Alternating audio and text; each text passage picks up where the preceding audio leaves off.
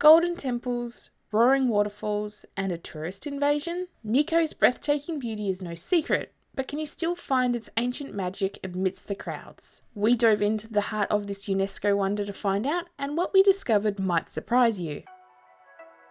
Nikko is a city in Tochigi Prefecture and a popular destination for both internal and international tourists. We took the Tobu Limited Express from Asakusa to arrive early on a Sunday morning in the hope of beating the crowds. If you are using public transport for your trip to Nikko, if you take no other advice from this video, go wait for the bus at the bus stop in front of the JR train station. There is also lockers there if you don't want to be carrying luggage or heavy bags around all day.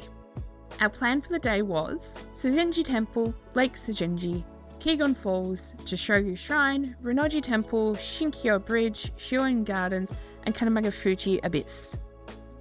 Whilst the buses do run more regularly on the weekend and during holidays, there is always a possibility that the buses will be running late, or when the bus gets to your bus stop jammed packed full of passengers. We did manage to get seats for our bus ride up to Lake Suzenji, but as a lifelong subscriber to the clicky hip brigade, my hip decided to just ever so slightly go out of joint when we went round the first corner. To add insult to the literal injury, I had a European gentleman decide to essentially use my shoulder as a seat for his journey. Needless to say, I was not having a great time. Gentle watcher, I had a panic attack when I got off the bus. Also on the journey up the mountain, we made the choice to knock Lake Suzenji and Suzenji Temple off of our list to do because it was going to leave little time for anything else. But we figured that the day could only improve from here and made our way to Kigon Falls.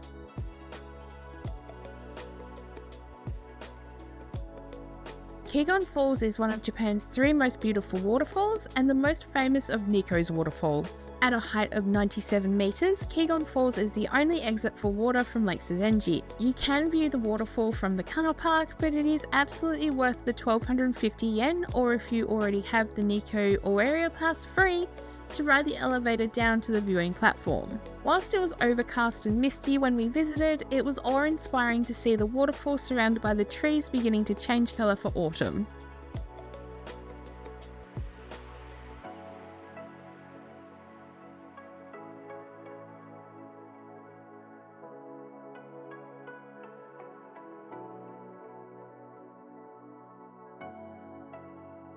We had lunch at one of the stalls there and then headed back to the bus terminal to wait for a bus. By the time we made it onto the bus, it was around 1 PM, but we figured this would be enough time to still do a few things on our list when we got back to the city centre.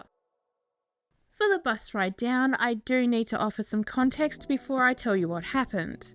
This was mid-November 2024, and the US elections had just occurred. During our day in Asakusa the day before, we did see a lot of American tourists, but that wasn't unusual. There was a definite higher amount of the Red Hat Brigade than expected, and this was something that we would counter on our trip from time to time. Another thing to note was this particular Sunday, the Nikko National Park mountain running event was on. This was causing some particularly significant delays in traffic near the finish line at Jishogu Shrine. As a result, we were stuck on an incredibly packed, mostly quiet bus for around 90 minutes. I say mostly quiet as one dude bro from Camp Bald Eagle decided that he was going to make small talk with the person sitting next to him, whether they wanted to or not. I don't remember the guy's name, but I do remember him working in marketing in pharmaceuticals. Him saying that he wasn't in support of Trump but voted for him anyway as he wasn't going to be affected by his policies. Said he would love to live in Japan permanently. He had explained earlier that he was coming in and out on a tourist visa but still working remotely or some BS like that. But his company required him to work in the Tokyo office and speak Japanese when working there, and was, in general, an all-round flog.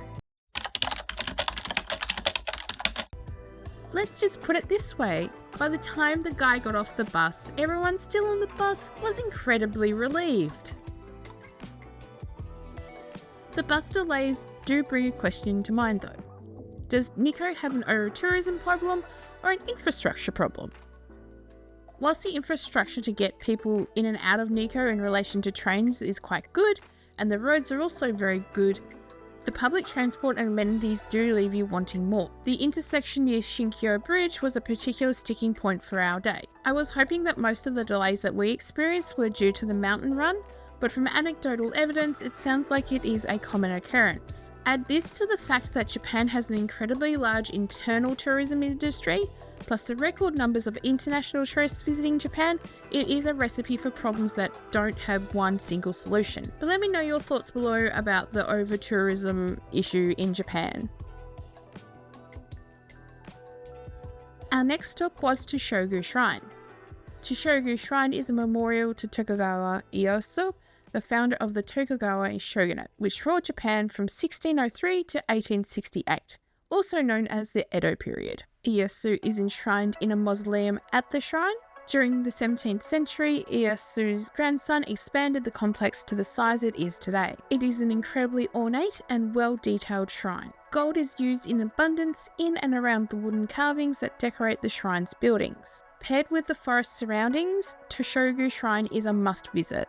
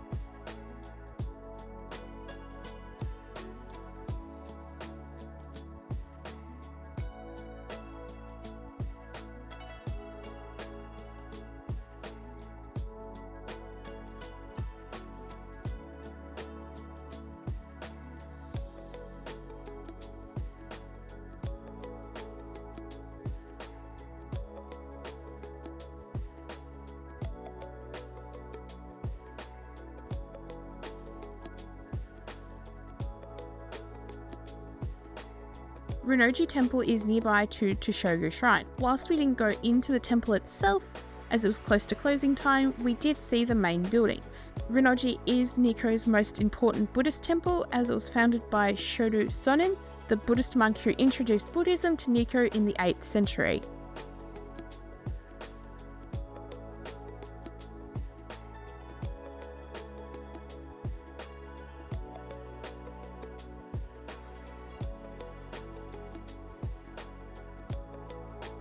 It was getting later into the day and the weather was starting to get worse, but we did manage to quickly see Shinkyo Bridge.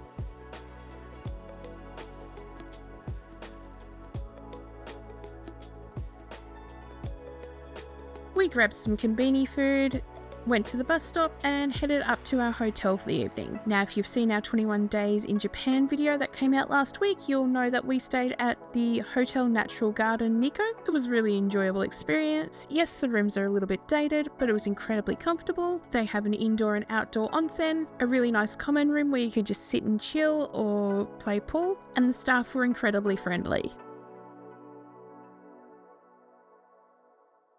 Before heading to the train, Ben decided to go for a quick walk and he walked down to Nikko Denichi Bridge. We unfortunately ran out of time to go to the abyss, but Ben made time to go down to the bridge and at least see the river come through.